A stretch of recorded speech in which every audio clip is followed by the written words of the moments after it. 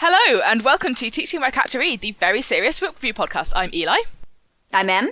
And I'm Lottie. And I'm Rowan. And this week we are continuing to discuss The Hobbit and also the wider legendarium by J.R.R. Tolkien.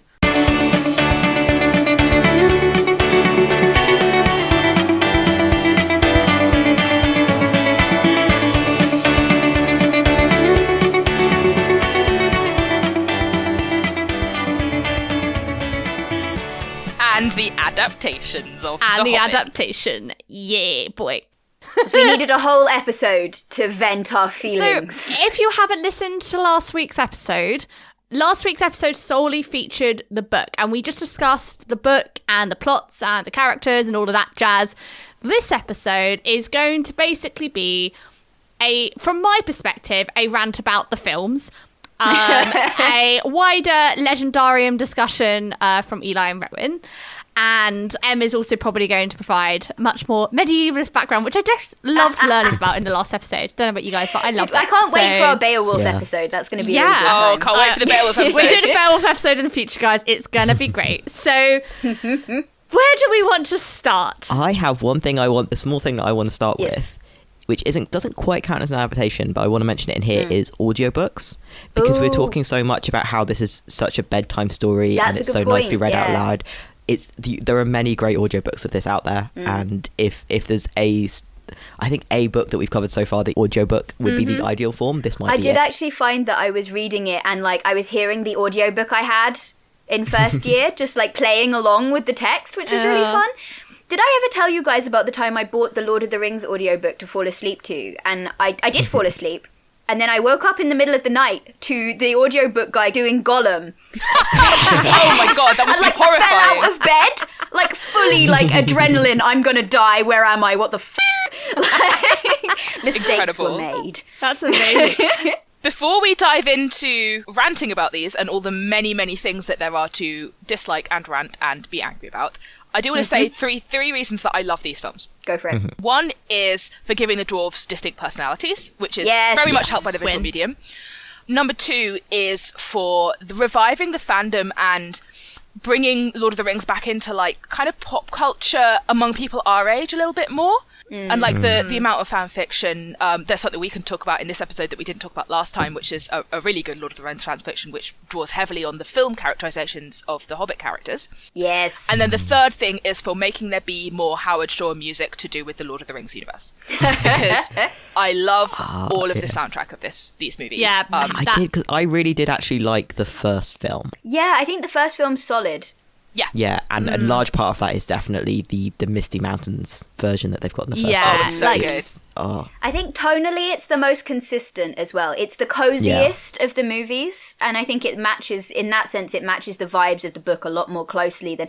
I tried to rewatch the second film a little while ago, and I had to stop. I got half an hour in and I was like, I hate this. The second film to me is the shakiest. This is so boring, I'm gonna die. Please make it stop. Because the third film, I think, it's got some tone inconsistencies in the third one, but I think it really leans into the tragic hero aspect of Thorin's character. Yeah. And I'm a sucker for that, and Richard Armitage knocks it out the park. So I do have a soft spot in my heart for the third film and the sort of the hubris and tragedy of that arc. So I watched these films originally. I mean, I watched the first one. I enjoyed the first one. After that, I genuinely went to go and watch these films in IMAX. I couldn't give a shit about the film. I just wanted to go listen to the Howard Shore soundtrack. Yeah, pretty much. And it's not because the films are bad. I sent the guys... They might be bad. No. I think what annoyed me the most is a lot of the elements of the films and most of the plot, apart from the stuff they've added in, is lifted straight out of the book. You can go up. When I was watching the film, I had the book and I was going, okay, we're now on chapter 3, we're on chapter 4, we're on chapter 5, etc. That is, the structure is there. However, the vibe of the film is completely different. It's only a superficial resemblance to the book. You didn't need 3 films. 2 films are a push. No. You could have done. You could have pushed me with 2 films, but 3. Where would you break it if it was 2? I would break it when they escape with the barrels. Yeah. I think that's the break. Okay. Yeah. I think it's the only place that I could think of doing it that gives you a satisfying climax to the first film. I think you can make the escape from the Elf King because you have some build up to him and Mirkwood, so I think you can make that satisfying. Yeah, and I think that means you have enough material in the last one as well, because you have the whole interaction with Lake Town, and you have the and you could make something of Bilbo's decision to steal the Arkenstone. You could expand on that, and that would be really interesting. What I will say is that I also agree that they did not need 3 movies, but one thing I will say is that something I noticed on this reread was how, not always, but there is a lot of rule of 3 in the book. So there are 3 bird helpers, right? There's the eagles, there's the thrush, there's the ravens. There's 3 places that greet them as honoured guests, in which they get to rest for a couple of weeks and they don't want to leave. You know, I think you could argue there are 3 kind of climactic encounters with creatures. You know, you've got the goblins, you've got the spiders, you've got the dragon. And Bilbo says multiple times, you know, it's 3rd time pays for all. He goes down the tunnel to treat with Smaug 3 times, and in that sense, I think it's not a disservice to the book structure to think 3 acts is how this works. Yeah. I don't know. The way they did it is very, very bad. I agree. But I don't think it's it's not without basis in the structure of the book, is what I'm saying. But they didn't all need to be movie length, because in order to make the movie length, they padded it out with, the Azog stuff, just not there. And thematically, in terms of the larger legendarium, it does not make sense for it to be there. I think it's actually really jarring as a choice. I didn't like... so I made notes from the film, and I think I watched the first film before I finished reading the book. I sort of got through the first 6 chapters, which is what the first film is 6 chapters. And I just made a point, no, they've added this random ass orc in for 0 reasons. And I think this would better without the complete CGI orcs, because they're trying to explain why Thorin is called Thorin Oakenshield. However, you didn't... No, that's not what they're trying to do, though. That's just... it's just to make it grittier. It's just to... because again, they're it's this episodic, they're going on an adventure. That doesn't make for high-stakes action-adventure movies, which is what they wanted to make. But here's the issue. It's just not that story. No. The book just isn't that story. This is my big problem with the orcs, because they kind of work in the final battle, I think Eli was saying. The final battle is a big confrontation. It is this tragic thing.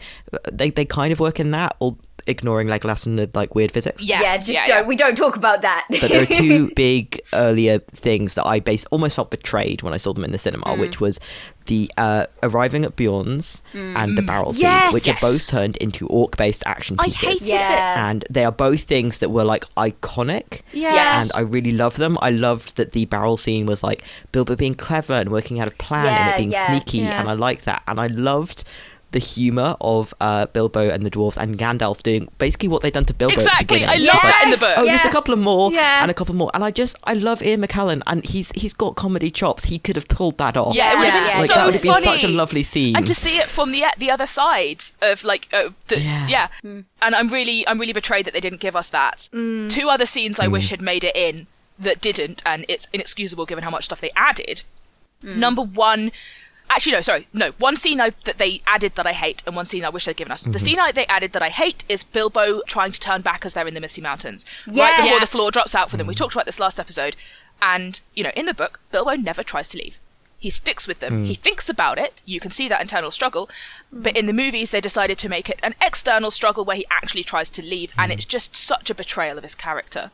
I liked the scene for that it gave Bofa some characterization, and true. that conversation happening maybe is nice, but and the scene that I wished we'd had is Thorin alone in Mirkwood, standing before Thranduil, and Thranduil going, well, why were your people in the forest? It's we were starving. And it's, and why were they trying to? Because we were starving and in the forest. Yeah, it's why did you keep interrupting our feast? We came to beg for food because we were starving. What are your friends doing in the forest now? I expect looking for food because they're starving. It removed the humour from the book. And I guess what Rose said about Meet and Bjorn, that in the book it's a very comedic episode where each of them turn up and he says, they don't trust dwarves, so you've got to have one at a time. But because this guy who's a skin shifter is incredibly welcoming to everybody, he's an incredibly kind person.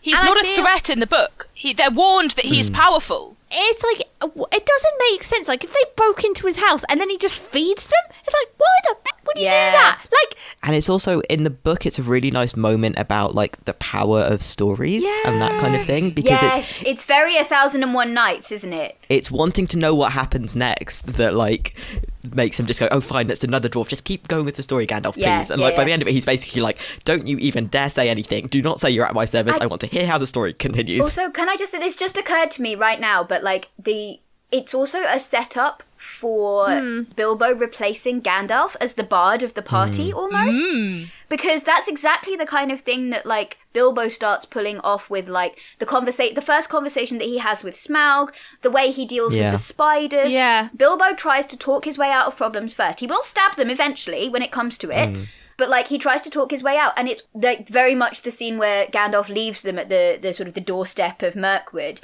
It's very much Gandalf handing over responsibility for the party to Bilbo. Yeah. And, like, that, I feel like that story set up with Gandalf doing the kind of, like, he's using words. It's an Anansi story, not an Anansi episode, not a Tiger episode, you know? And part of the reason they've had to lose that in the films is because they've moved that moment of him kind of taking the Gandalf role, kind of becoming a leader of the group. They move it further up in the story, so it can be in the first film at the frying pan and the fire bit. Whereas actually in the book, it happens in Mirkwood once they've lost Gandalf. It's the spiders and then the barrels. That's what really, like, it's even referenced in the time. That's the point where they finally start to think of him as esteem, as Gandalf has said they would. And it's in Mirkwood that happens. And it's like part of Bilbo's, like, character development. I feel like in the first half, so, like, again, I want to talk about, it's not quite rule of three because of the trolls, but, like, so the first time we see Bilbo try and burgle is the trolls, and he messes it up. He rolls a 1 on his stealth. Everything almost goes horribly wrong, and they're rescued by Gandalf. The second time we lose Bilbo, or, like, Bilbo has to deal with things on his own, is under the Misty Mountains, and he's dealing with Gollum. And he gets the ring out of it, but he's not contributing anything to the party in that, except, like, gaining experience points and, like, you know, learning a lot about himself. And we learn a bit more about him as well, obviously. And it's, like, and then we get the shift to him becoming more and more helpful. Like, the less Gandalf is there and the further through the adventure we get, and the more it shifts from him trying things out and learning to trying things out because he's the only one that can do them, and then rescuing everybody. He has to step up. But it's like, it's a slow progression through creature encounters, you know? And each one of them tells you something different about Bilbo and about where he is in the story. And I think you, like, that gets very lost in the way the films have kind of chopped everything up. I don't know about you guys, like, I definitely thought, like, I made a note that I feel the first... In wider pop culture now, everybody knows about Gollum and Smaug. Like, if you had to say The Hobbit to somebody who hadn't read the book, watched the films, whatever, they're probably going to know those two characters exist as a concept. And so for me, it felt the first film was Gollum. We're building up to the Gollum and the ring, which, as we mentioned in our previous episode, in the book, it's he found a magic ring and he put it in his pocket and it made him invisible. Whoop-de-doo. It's almost like an aside. It's not really... It's not a crucial part, but because everybody's watched the Lord of the Rings films and maybe read the books and blah blah blah blah blah, the Gollum aspect in the book, it's not particularly, it is important in the sense he gets the magic ring, but it's just another part of his story. It's another scene of his story. Whereas in the film, it felt like, now we're meeting Gollum. Do you remember this guy from the Lord of the Rings film? We're meeting Gollum. And then the second film was, now we're going to meet a dragon. You know about the dragon from pop culture. Here's Benedict Cumberbatch as a dragon. Oh, God, I forgot it was Benedict Cumberbatch. And then the third one, they're going, we need to find some concept. So we're going to take 4 pages and a footnote and make it into a film. Like...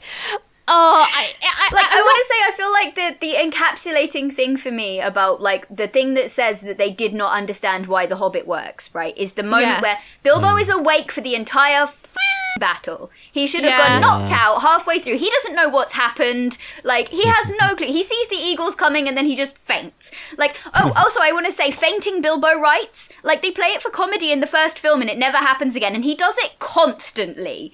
Admittedly, in the book, he does get hit on the head with a rock. Yeah, okay. He does pretty much have concussion. But, like, he passes out after every single bit of bravery he's ever done in the book, pretty much. And that's very entertaining to me. I also hate that Thorin's death in the films is this, like, you know, triumphant triumphant battle, like, yes, he dies, but he takes out this ancestral enemy of his, like, you know, this orc that has had a vendetta against his family for forever. And, like, it's sort of a victory for him. Whereas actually in the book, he dies not knowing if what's going to happen. There is no victory that he has achieved before his death. And it's purely tragic. And he also, like, I don't know if he knows in the book that his nephews are dead, but in the film, he doesn't know that Keely is dead by the time he dies. And I feel like it affects the moment of him telling Bilbo, like, oh, if more people valued good cheer. Like, him doing that on his deathbed, surrounded by people, and, like, very much knowing that, whereas the way that it happens in the film is sort of, it feels very abrupt, and I don't think it really does justice to the moment that it's supposed to be. It's in the middle of the battle as opposed to after. Also, I want to say, I feel like we mentioned character work in the previous episode, and I think the thing that really struck me on this reread was that Tolkien doesn't do a lot of character work. What he does is you have a lot of, like, description of beautiful places, and you have this, like, these humorous anecdotes and the encounters and everything. And then very occasionally he will drop a massive truth bomb about the human condition. and, like, and you're just like, where the f*** did that come from? Yeah. And I feel like the deathbed scene is a character moment for Bilbo. In the book, right? Mm-hmm. Because he goes in and Thorin is like... And also, just to go back to what Eli was saying, I feel like Thorin dying, not knowing whether he's won, and there's no real, like... It's an anticlimax, almost. He's dying of his wounds in bed, and that emphasizes what he's saying about, you know, the things worth valuing are not the things that he died for. Yeah. Yes. You know? But anyway, no, but talking about Bilbo, and then, like, Bilbo says, you know, oh, you know, they make up on Thorin's deathbed, and then the narrator says something like, and you may not believe this, but Bilbo went away and curled up in a corner and cried for a very long time because he was a soft-hearted little hobbit, and it like, because you just haven't had any of that, like, emotion. It's just, like, suddenly, like, you get the impact of this whole battle. Like, Bilbo didn't have to be awake for you to get the impact of the whole battle. It's all encapsulated in this, like, really poignant image of this little hobbit who's been through all this stuff that's just so overwhelming to him, just finally getting to crawl off into a corner and curl up and cry. And we just completely lose that. I was just... But on the other side, like, if they wanted to do the climactic battle scene, like, it's not really referenced in the book, but you have them riding out, you have Thorin being struck down, you have his nephews literally using their own bodies and dying in the process of just trying to defend him as he's bleeding out. And then you have a massive effing bear man coming in and smashing everything up. There's loads of good stuff in the book they could have used. If you wanted something epic, it was there. But no, you had to have a love triangle, which pulls one of those... let's talk about the love triangle. Okay, I'm gonna say right now, we've got 5 minutes to talk about the love triangle. Okay, because otherwise we are going to talk about it for the rest of the episode. Go. Her as a character, I like the idea. Do not like the love triangle. I think it pulls away from both of their characters, and it's just badly done in general. I don't think it should be a triangle. I think you just leave Legolas out of it. Also the fact they met each other for 30 seconds. Like, you can't fall in love with... Like, I would preferred if they made them freaking pen pals and they, like, had never met each other. And they go, oh my god, you're the pen pal I was in love with. At least there would be a purpose for when he dies. And she's like, oh, is love true? I don't know. You've got a teenage crush. End of rant. So Lindsay Ellis did an excellent series of videos on this, and I'm pretty sure I remember from there that, like, the actress was pretty much like, awesome, I really want to be a female role in a, like, Lord of the Rings film. Please don't make my main plot a romantic plot. That was a condition of her taking the role, was that she did not want to be in a love triangle. Specifically, she didn't want to be in a love triangle.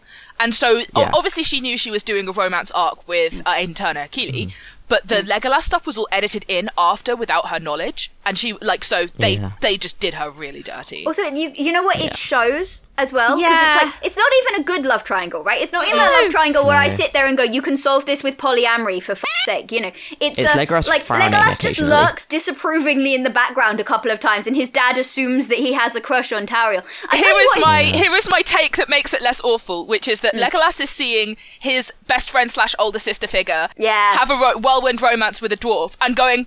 feeling like someone's walking over his grave a little bit because he doesn't know yet. But 60 years in the future, he is going to fall in love with a dwarf. You could and like the thing is, if you wanted to have a pointless love plot, which you didn't friggin' need, if you wanted to have it, at least set it up that Keely and Tariel had some sort of connection that wasn't 30 seconds and he passed the stone to her, because that is the sole interaction they had. And if it'd been I mean, as written, they're locked up for weeks and weeks. You could have something exactly built there. So if they'd been locked up and it's like, I don't know, a changing of a season or something, so it seems like she went back to him every day to go and talk to him, or I don't know, something like that. But it just was like, they turned up, day later Bilbo saves them, and now they're in love. I'm like, are they both children? It really sets my gay anger off. And I'll tell you why. It's because they just don't do any of that build-up. And we're supposed to just put on our goggles of, he was a boy, she was a girl, you know, like it's so lazy. They do not earn anything in they it. do not.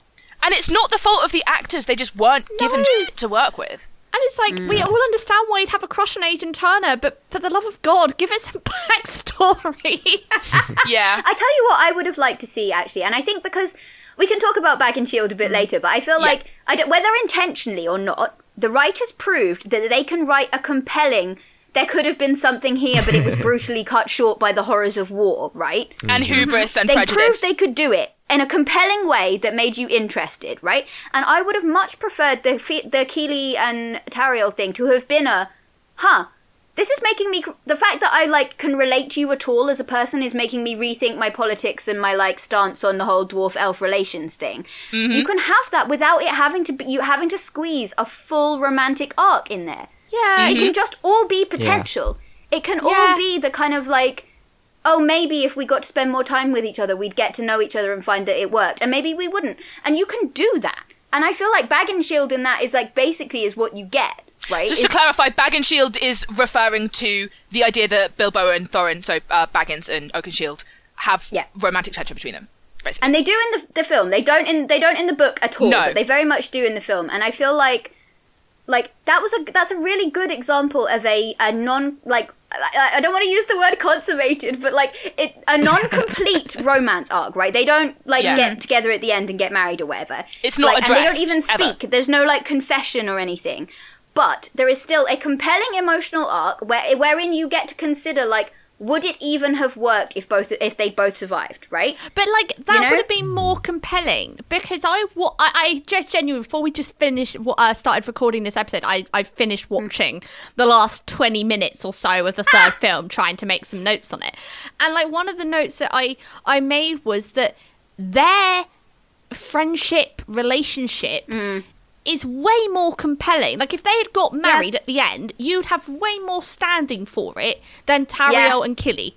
And that's what annoyed me the most, is like you say, you could have done it, but they didn't. Like it proved that they can write a non-traditional romance arc, you know? They proved that they could write a non-rom-com, like, ends exactly the way it's always predicted and you don't have to work for it, compelling relationship, right? And then they just didn't do any of it for this. Like, whereas I hate to say this, like it goes against everything I believe in, but like justice for straight people. I was going to say it's such a disservice to the straight relationship that they just didn't put any effort into fleshing it out. You know.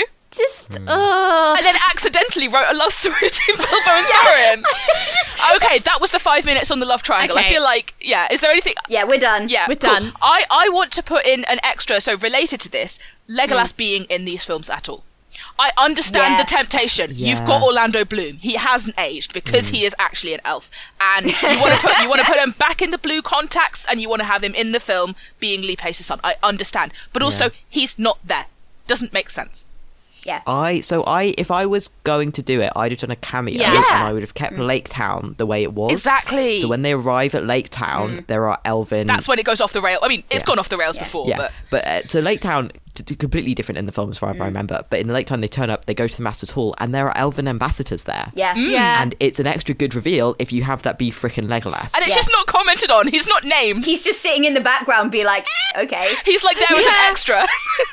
Yeah, so you have him only in the third film and not really there, and he's basically like a messenger boy between what's going on and his dad. Yeah. And like because he doesn't need a character arc. Spoilers, he doesn't have a character arc at this point. He is static until like pretty much until he goes on the ring quest. Yeah. I think that's what annoyed me the most is I think there were a lot of shoehorns in for references to Lord of the Rings, like the ring. Gollum, like obviously Gollum's in the book, but just everyone's like, "Oh, Gollum's a big reveal," because we all like Gollum in the previous films, like Legolas turning up, Hugo Weaving turning up as. I mean, to be fair, he is at least in the book. He is at least in the book. That's justified. Cate Blanchett turning up, and I get this. Yeah, that's not justified. And like I get that it's probably like in the book, it's Gandalf went off and did some stuff, and they filled it in with things. And one of the questions I was going to ask is where Gandalf went off and did things.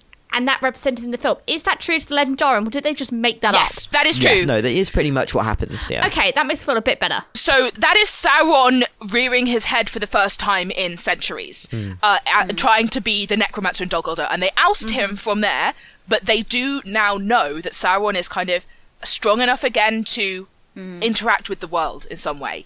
Yeah. And this actually brings me to a thing I was really feeling reading the book, was this sense of like, our characters are in a bit of a silly story, right? It's not an epic story, but the world is so complete around them, and everybody they meet has their own narrative that's playing out in this big legendary epic. But also that world is crumbling around them. You do get that sense. There's a whole thing where like they don't take the road that they meant to through Mirkwood because that road has been like run over by like orcs. But it turns out that the path that they do take, unbeknownst to the people that recommend it to them, also ends in like swamp, and you can't get through that way anymore because everything is falling apart. Yes. And that is something that you see multiple times like throughout the book, that like the world is shifting around them. They keep getting caught out by like, you know, the front door to the goblin caves has changed, and I think the Sauron coming back is a part of that, is that you get this sense of like the darkness is creeping in. The darkness from Lord of the Rings is already eating at the edges of the map. But I think the optimistic side of that is that actually winning the mountain back from the dragon and slaying the dragon does make the world better. The birds return. And the birds return, and not only that, because Erebor is now no longer in control of a dragon who would likely side with Sauron in the War of the Ring, it's 60 years later, because it belongs to the dwarves, and it is under the control of the dwarves originally from the Iron Hills, because obviously the entire royal family dies in The Hobbit, and so other royal family come to take their place. Apart from the sister whose name I've forgotten. Dis. Okay, which literally just means woman in Old Norse. It was like, well, she was definitely a woman. The one woman who is a woman. She's the only named woman in canon, in dwarven woman and in canon. she's named woman. Yeah, exactly. Oh, anyway. Christ. But yeah, so because it's under the control of the dwarves, it means that when the War of the Ring happens, they are, and this is only in the appendices to Lord of the Rings, it's not even in the main text, they work together with Mirkwood to stop Mordor from expanding its borders out to the west. And that's like a huge deal. Because of that, the War of the Ring goes completely differently. Can I just clarify something? Is that the dwarves that are in the film who... Yes, Dine with the pigs and the tusks. Yes, he is the Lord of the Iron Hills, and he is the nearest living relative of the line of Durin, but apart from other people who were also in the company. So I think Balin and Dwalin were also... I think they definitely stay. Like, they all stay there, basically. They stay, but they don't take the throne because they're, like, grieving over the loss of Thorin and Kili. Okay, that so makes sense. Dine is the one who can step up. Ah. But yeah, I do really like that theme of, like, everything is kind of going and things are going really bad, but this small victory does help some things, and it does matter. It will matter in the long run. It calls forward to the Lord of the Rings as well, like the War of the Ring, where you see repeatedly that they're living in the shadow of ages gone by, and civilizations greater than them and more glorious and more beautiful have died out, and the elves are leaving. They're going to the west, which I can explain more about if we want to, because I know that's something that Lottie was talking about last time. And the War of the Ring and this great battle that they have in front of the gates of Mordor, like at the climax, that's the last gasp of all of the civilizations. You know, there's men and elves and dwarves all come together to fight. It's just a distraction for the ring to be able to get to Mount Doom. All the heroic battles are holding actions to allow the ring bearer to get. Yeah, and it's going. Yeah, it's this whole theme of actually what matters now, what we're moving towards is the time of men, and sort of the magic is leaving, and actually what matters is the small scale and treating people nicely and good cheer and valuing home. And so it's this really consistent theme across his works. Yeah. And I think it's kind of... It irked me a bit that I think the second and third film deviated from the dwarves being essential characters.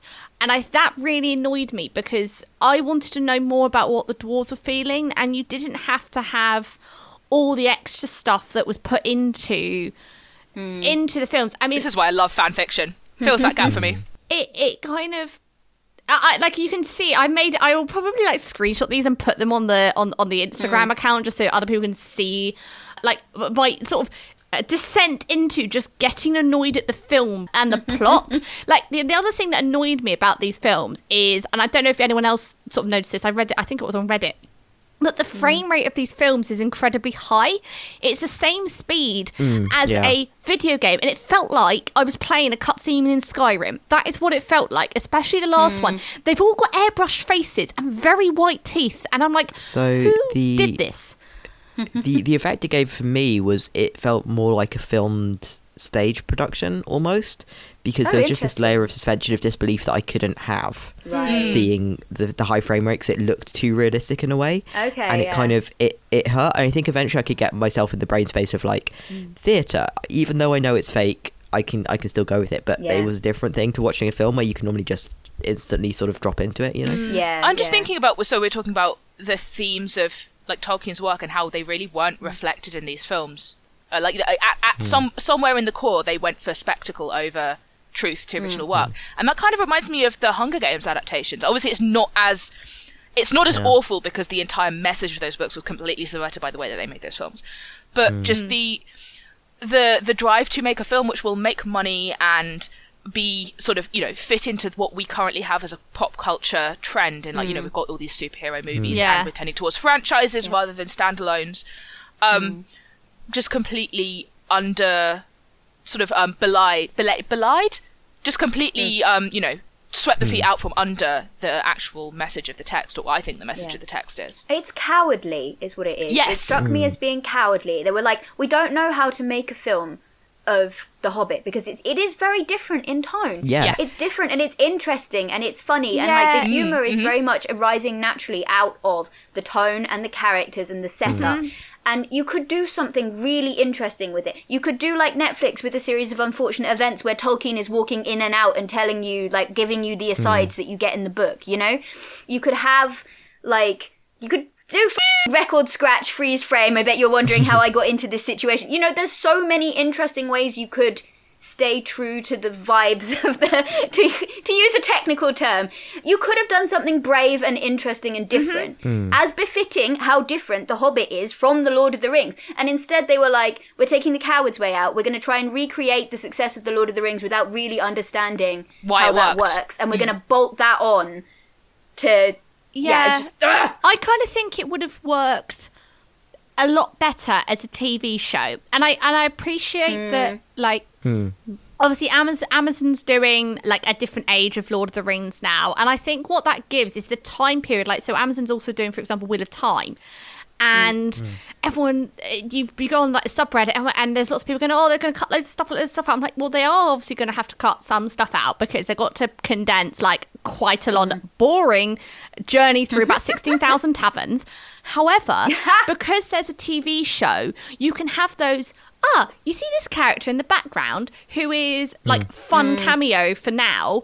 They're going to turn up later. And I think you could have done the same thing with Legolas. Legolas could have come in and he didn't need to be a central character. Like, I think they kind of thought, we need some people from the Lord of the Rings films to get people to go and watch these films. They didn't trust the source material, did they? They didn't trust the integrity of the source material to bring people in. They were like, we have to trade on our previous monetized successes. It's really gimmicky. Yeah. So I think that was very much like a thing that came from the studio. If you look at it, like, Peter Jackson didn't want to direct it. Guillermo del Toro. Yes, him. He was originally on board to do it. I'd have loved to see. Oh, he would have done an version of amazing this, job because he's very good with like fairy tale stuff. Okay, right. Do you know who else I would have liked to see do it? Is Studio Ghibli, actually. Yes. Oh God, they've gone 3D now. Studio Ghibli is basically dead, as far as I can see, unfortunately. Okay. But, original flavour, I'm talking like Spirited Away era Studio Ghibli, right? Because one of the things that Studio Ghibli is really good at, and I noticed on a reread, is that there's a lot of space in this book, right? A lot of the page time is just describing the journey. Yeah. You know, and getting you get the sort of the different mood shifts from them as the journey gets harder or easier. You spend a lot of time like just hanging out with people that you meet on the journey. Like, they're in Rivendell for 2 weeks. They're with Bjorn for quite a long time. They're in Lake Town for at least a week. You know, and one of the people that, like, the places that I know consistently can put space in movies in a way that feels that's what they call it, isn't it? Is Studio Ghibli. Also, one other thing is I think they're good at inserting, like, they're good at tension in a low stakes way. Yes. And I think one of the things that the films really lost was like they had to make everything just as dramatic as possible. Yeah. And like the level of tension in the book is fine. Yeah. So I guess like because what Rowan was saying is that like a lot of the pressure to do things other than that came from the studio. So yeah. I mean, this is my opinion. It's mostly come from those Lindsay Ellis videos, which are great. Yes. And the other thing I was going to say is I think it is inherently a very hard book to adapt that's to fair. a movie in particular because the structure just... I agree. I think they should do an animated one. It should... An animated one, I think, has more leeway to do it probably. But I really think a TV show... And I think for actually completely different reasons for Wheel of Time. Because Wheel of Time suffers from... It's absolutely freaking massive. Even, like, adapting a book into a film is impossible. Yeah. Whereas, like, The Hobbit suffers from being very, like... The rising tension is like frequent and full, like up and down, up and down, up and down, up and down. There's no 3-act structure there. As much as Em was saying, the rule of 3 kind of comes across the whole story. There's no 3-act structure. It is very episodic. Yeah. I want to say, thinking about like the way that they sort of we're trying to pander to people who are really into Tolkien as a whole, and like, you know, we're going to bring in Legolas, we're going to do this, we're going to do that. Do you know what? Actually, as somebody who is that person, like my first tattoo is a Lord of the Rings tattoo. The thing that stands out to me most is this tiny little detail when it's the beginning of the films, and they're talking about like, Bilbo's putting up the party sign because it's the cut from being in the Lord of the Rings to being young Bilbo. Yeah. And on his sign, the A has 3 little dots above it, which is a diaeresis in Tengwar for that being the diaeresis that goes above a letter to denote that there's an A there. Like in Hebrew you have markings, whereas in Tengwar you don't have vowels, you just have these diaereses that go on the top. And they put that A diaeresis over the A that's written in English. And I just went, that's an attention to detail. Like it's tiny and it's nothing. It's not that they've changed the plot around, it's not that they've added in a character. Yeah. It's just like the really tiny little things that goes, that roots it in the world. What makes it better for people who love the books. Like the little things. Not, here's Legolas shoehorned in for no good reason. Like the little things. That pisses me off, not makes me want to watch it more. I don't think they were going for the people that love the Lord of the Rings films, because I don't think they were going for massive Tolkien nerds like Eli. I don't think they were going for, money. People who actually really love Lord of the Rings and the films like me, because they're going for marketability. I have the Lord of the Rings films. I also love Hobbit. It was the marketability. It's the people that have seen Lord of the Rings and thought it was good, but aren't really big fans, maybe haven't even read The Hobbit, and they want to make Lord of the Rings, or at least pretend that they're making Lord of the Rings for those people again. I think that's the problem, that they weren't going for the real nerds. They were going for mass appeal in a bad way. On the note of me being a massive nerd, here is a pet theory that I definitely want to make sure that we talk about this time. We don't have to talk about it very much. So, the Silmarillion is named for these 3 gems called the Silmarils, which were made by an elf way back and beyond, that are supposed to contain some of the light of the 2 trees, which is what was the sun and moon in Middle-earth before there was a sun and moon. And these 2 light, the light from these 2 trees that would wax and wane with the passing of the day, is said to be like the most beautiful thing ever. And then the 2 trees died because everything is getting worse all the time ever, and ages gone by, and that whole theme of Tolkien's work. And Fëanor made these 3 gems that are said to contain some of the light of the 2 trees. And there's 3 of them. Again, that rule of 3. And the Silmarillion is the story of how these gems and this elf and his family that take an oath to like always try and own them ruins their lives and the lives of their descendants, and how it causes wars, and how it's just this awful, like, greed is awful, basically, is the thesis of the Silmarillion.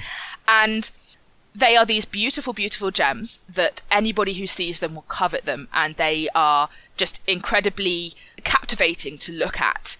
And one of them, at some point in history, gets thrown into the earth, and is lost forever, and a massive mountain rises up over it.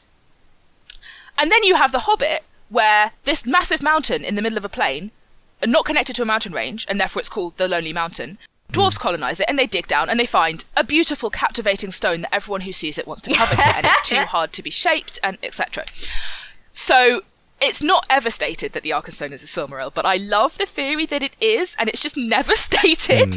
Yeah. And it's another example of Bilbo having an incredibly powerful object and just being like, I'll use it to get out of seeing unwanted guests.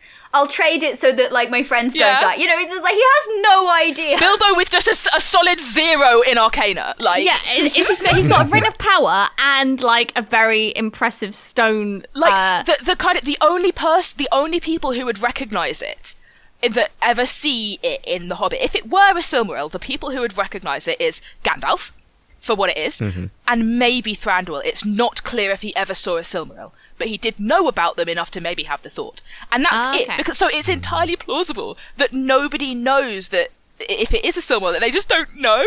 And it would explain so much about the greed around it and people acting irrationally and it being a symbol. Like in the movies, the idea is that it's a symbol of the fact that the dwarves rule the mountain, and it's a symbol of their right to rule. Which kind of works. Like, I think that works with what's in the book. It's one of those theories where it's like some Tolkien purists love it, which, like I do, because I think it's funny, and some absolutely hate it and say that there's no basis for it, which there isn't, but there's also no basis for it not being. I think it sounds pretty legit. The rule is that we're having a good time. We're here for a good time, not a long time, and we can make the Arkenstone a Silm if we want. Yeah, exactly. And I love the idea that Gandalf looks at it and recognises it and goes, oh. You know? Have you seen that there's a Tumblr post that's just like in the psychic group chat, like Gandalf like this rock again, and Galadriel's like, are you kidding me with this? Yeah. So that kind of reminds me of the whole dragon sickness thing that they make such a thing of in the film. I wanted to talk about that. It's like one line in the book. That, and also in relation to Eustace Claret's Scrub in Narnia becoming a dragon. Oh my god, I forgot Which is so much better. That. So much better than the Hobbit film. But the idea, and I mean, maybe Em can talk about this from a medievalist point of view as well, of like greed turning a person into a dragon. And what is a dragon but somebody who hoards wealth that shouldn't, that would be better spent being in use and providing good to people. So that's one of the truth bombs that I think Tolkien drops. Like, we were talking about it with character work earlier, but one of the ones where you take a break from this very, like, low-key, meandering narrative to be like, here is some truth about human existence. When Bilbo steals the cup, and Smaug absolutely loses his and Tolkien says that thing about, like, did I write it down? Yeah, his rage passes description, the sort of rage that is only seen when rich folk that have more than they can enjoy suddenly lose something that they have long had but have never before used or wanted. Which is, okay, so, like, I actually really like where the movies go with the gold sickness thing, because it's something that, if you're a medievalist or, like, you look at that and you go, okay, I know what this is referring to, right? Mm-hmm. But, like, I like that they went big on that. I like that they went go big or go home on that. I want them to go bigger. If they're going to, like, I feel like they didn't go big enough. Yes, they should have made it more clear. And they could have also made it more clear that the master of Lake Town also suffers from dragon sickness, which is a thing that's in the books. Yeah. Because they make it a dwarf thing, and I think that just goes too far into the gold thing. Here's why it should be a dwarf thing, and specifically a Thorin and maybe Fili and Kili thing. So there are rings of power in this world. The elves have 3. We talked about it last time. The men were given 9. And this is given by Sauron. Given 9. Those are the 9 ring wraiths. They turned into ring wraiths one way. The dwarves were given 7 for the 7 dwarves that were first made. And Durin is one of them. And each of these, like, houses of dwarves were given one of these rings by Sauron. They did not turn the dwarves into ring wraiths, and the ones that the elves had weren't actually made specifically by Sauron, so the elves don't get turned into ring wraiths. But what it does do to the dwarves is it amplifies their worst qualities, and it twists them and perverts them. So their love of craft turns into hoarding and wanting to own the beautiful things and stare at them forever, like Narcissa staring into the mirror. And it turns their very pure love of, I want to make beautiful things and trade them and do my craft and become a master of this thing, into being more like dragons. Yeah. And so that's why I think it thematically works really well, and that's also why I think it is not quite as anti-Semitic to draw comparisons between the dwarves and Jews, because their whole, like, I'm going to hoard gold and love it, which is obviously like an anti-Semitic trope when you think about Jews and bankers, is actually explained in universe by it being a perversion of a neutral to good character trait that they have. So my only issue with that, in the context of the film and the book, is that while it's explained in universe, it isn't explained in text. Yeah. Oh, sure, absolutely. So that idea never comes up in either the adaptation or the I agree. book. That's a really good point. Yeah. And it's less of an issue in the book because dragon sickness is less of a thing in the book. So I would just say you've got 3 films, maybe just at least show the humans going a bit mad, or talk about the ring. I tell you what was really funny, actually, rereading it and seeing the dwarves' reaction to the gold, and the scene where they're like, Smaug is out of the mountain and they don't know when he's coming back. And spoiler alert, he's not, because he's dead. But and they're going around the gold and they're being captivated by it. I don't know if you guys did you guys go to the British Library did an exhibition on Anglo-Saxon kingdoms? Oh no, I went to the Tolkien one at the Bodleian. My bad. Okay. So, like, I went through, and, you know, you do the sort of the earliest books first. They have a copy of the book I did my dissertation on, which was very exciting. But you go down these stairs, and everything's lined in black. It's very low light. And then they at the bottom of the stairs, just glowing up at you from the darkness, is the Sutton Hoo gold. Oh, that's cool. And, like, I've got to tell you, I never understood the dwarvish gold lust until that moment, because it is just so beautiful. It genuinely feels like it's glowing. You're just sitting there like, that can't be real. That can't possibly be real. So that was really fun to, like, come back to that scene and be like, oh, I kind of get it. I get it now. Like, I wouldn't kill people over this, but it's pretty. One thought that struck me, thinking about the whole thing about reading race into Tolkien and the idea of, like, dwarves as Jewish and often kind of orcs or goblins are framed as, like, bad sort of racial caricatures, mostly of black people. It's pretty awful. Like, it's pretty awful. Race essentialism, but also basically. Wanting, like, going The Author is Dead and reading it, the slavers who can't deal with sunlight sounds a lot more like white people. I say, being incredibly pale. But yeah, the goblins, like, the slavers who can't deal with sunlight, and it's just like, I mean, if you want to twist that into a new meaning in kind of neo fantasy, that's very easy to flip on its head, basically. Yeah, I think it's worth adding a disclaimer here where me saying I love the interpretation of dwarves having Jewish characteristics is coming from me, a white Jewish person, and I also want to add a disclaimer that, like, Tolkien's sort of thing of, like, these races are incontrovertibly evil always is really bad and awful and is race essentialist and is the basis for a lot of racism.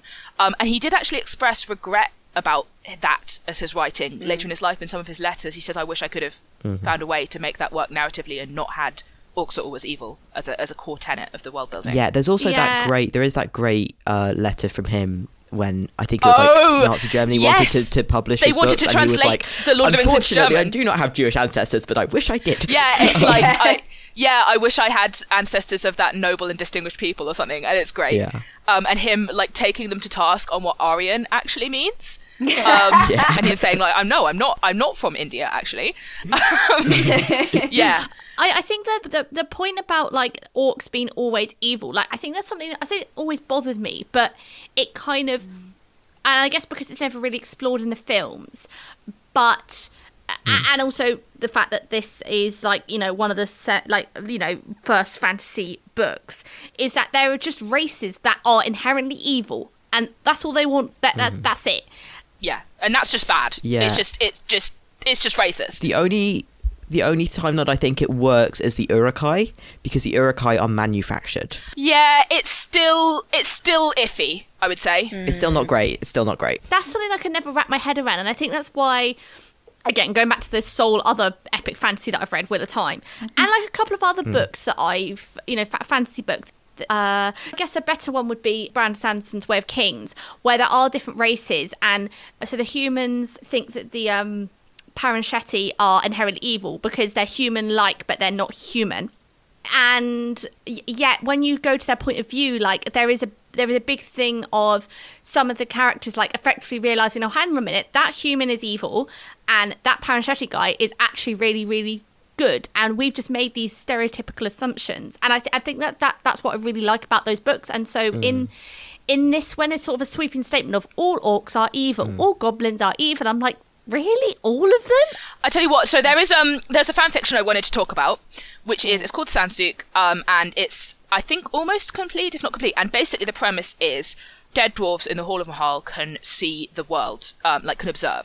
And so it is the story of the War of the Ring told through the eyes of mostly Thorin, but also, like, a lot of characters from The Hobbit and a lot of original characters as well, all dwarves, watching and trying to have some kind of influence over the War of the Ring and that story, and they're obviously mostly focusing on Gimli as the dwarf representative.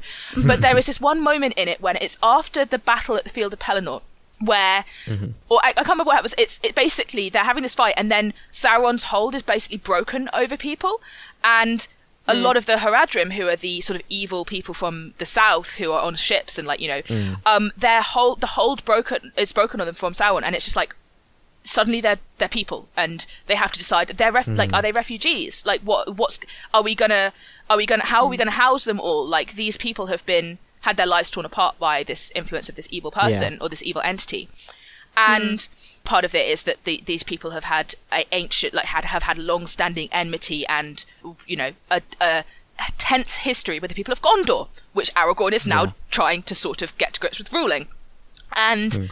There's one character asks, if we're going to offer mercy to these people, where does it stop? What about the orcs? And Gandalf sort of says quietly, like, maybe there will be mercy one day enough for orcs even. Maybe one day there'll be mercy enough even for orcs. And I think that really gets, that to me is something that's so, like, true to Tolkien's works, actually, in terms of the thesis of, like, war sucks, and often it's not the people who are actually fighting in it who made the decision to be there. And like I think the one example is Gollum is basically indistinguishable from an orc or a goblin. In when you're first introduced to him, he's a monster that preys on goblins. Like, he's kind of almost worse than goblins when you first get introduced to him. But mercy being shown to him is the thing that saves the world. Yes. So you can kind of almost see that, and it's just and you can definitely see in that the seeds of someone who will later come to regret the fact. Exactly. Yeah. And it's that which makes me less uncomfortable about loving these works so much, I think. I think the thing that strikes me about Gollum, though, is that I agree with you. I think you can see from a Doylist perspective, you can see the seeds of someone who would go, I may be done hecked up a bit with how I constructed this world later.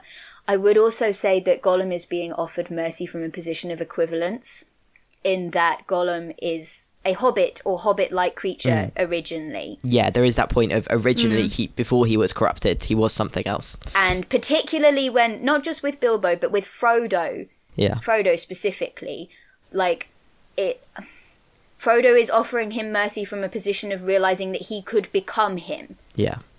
And there is, with the exception of the whole kind of that sort of running theme of, like, the goblins are... a twisted version of elves and so on. That, there's no equivalent for orcs. There's no similar potential of it's. If you were already a person and you fell from being a person, a mercy might bring you back. But there is no indication that the orcs are considered to have personhood in a way that can be given back to them by mercy. Which I think is maybe the key difference there. Yeah, I think they are written without personhood, and that is the mistake. Yeah. But the idea is that is kind of because they are just a tool of Sauron, and I think if you thought of it a few more steps, if you get what I mean. It's that thing. I think, in text, the orcs and the Uruk-hai and everything are still... It's still bad. It's still basically a mistake that I think we were talking last episode about the influence on D&D and role-playing in general that Lord of the Rings have, and that's a massive sin of the father that's still getting reckoned with in that space. Yeah, I mean, if you're looking at sort of in a materialist way, this is what he wrote, and, like, this is... It's bad, even if you kind of, justify it by saying, oh, well, they were twisted by Sauron to be, to bring out the worst of them, and so on and so forth. It's like, you still... Yeah, the absolutism is still... pretty bad and pretty racist. We've ended up talking a lot about the text and the adaptation. We're talking about the wider legendarium, which is part of what this episode is about. This is true. I mean, if we just concentrated on the weird love triangle and we didn't limit ourselves to 5 to 10 minutes, I think we would have been here for about 3 hours. So, and that is why I said hard stop on 5 minutes, which, if you consider, is like more than it's about an eighth of the podcast. So, we are basically out of time. What do you guys think the cat would rate? Well, okay, let's do two ratings. Let's do for the original, like the actual Hobbit text, and then the movies. I mean, it's entirely predicated on crime. That is true. So I think there's like a noble aspect to the crime that I don't think you gel with, though. I don't think there is a noble aspect to the crime in the book. I really don't think there is. Like, there is a whole bit when, like, Thorin is explaining it, where he's like, And now we're doing a bit better. And he thumbed his golden chain. You know, we're going to go and get some more money. Like, it does not come across as noble. On the other hand, not to get too serious for a minute, but like, if you are a people who has been continually forced out of your homes, often at short notice, you would wear your wealth on your person for portability. Yeah. No, that's true. I do feel like the cat would very much vibe with the feeling of, why am I here? It's damp and cold. I want to be back in the nice soft place. That's true. But I don't think that leads to a high rating. I don't know. I'm hovering around a 7. I think a 7. Yeah, I mean, maybe, honestly, maybe we need to start reading it to her as a bedtime story, and we'll see what she thinks. I'm happy with a 7 also, I will for the say, text. again, there is a moment where Smaug is described as cat-like as well. So, like, we are continuing our trend of dragons, basically. Yeah, Tolkien knew. I do think the adaptation did do the Gollum scene and the Smaug talking scene. I think those actually went quite well. I mean, I hate Benedict Cumberbatch with every fibre of my body, so I hate Smaug. But I do think it did Gollum very well. Yeah. So 7 from the cat on the book, and then the movies. What do we think? 2. Like, I think the first Maybe one, 1. I think the first one, say a 6.5. Like, I felt like it's Captain America Civil War. I enjoyed it in the cinema. I don't want to watch it again. I tell you what I think the cat would enjoy about the movies is that awful scene that we are not going to talk about except for the next 10 seconds where Legolas is like jumping off rocks that are also falling in midair. I feel like she would appreciate that. I mean, he defies the laws of physics. Yeah, sort of the casual defiance of physics. I'd go up to a 4 just for that. I did like, just on defiance of physics, like the Amazon like X-ray thing while I was watching the film. It was like, as you can point out, Legolas is hanging upside down, yet he lands with a full quiver, and all of his arrows are still there somehow. But it's the only film where he runs out of arrows. As someone who loved the extras on the DVDs and like looking at all of the work they put into like the swords and the like the physical props in the original films, the use of CGI, the bad use, and like the fact they just hadn't been given the time to put in the amount of love that they could into the original Lord of the Rings. That's one of the things that really breaks my heart about the films. It's just I know. I'm gonna go for maybe a 3 or a 4 from the cat on the films. Yeah. What do we think?